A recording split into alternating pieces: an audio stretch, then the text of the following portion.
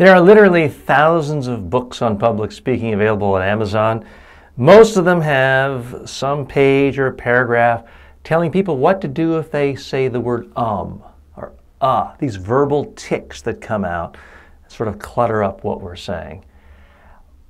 None of it's bad advice, but frankly, none of it's particularly helpful advice.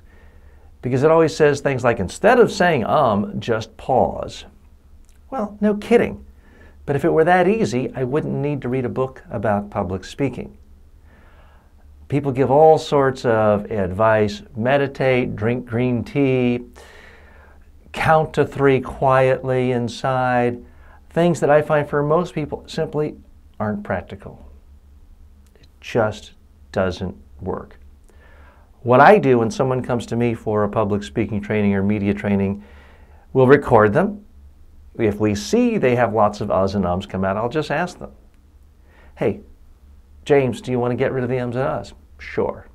I say, okay, pull out your cell phone, show me your watch, and then I just take a sticker with the word and the international red no sign.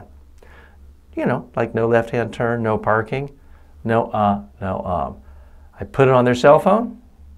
If they have it on a watch, if they have a watch, I put it on the watch, maybe their laptop screen.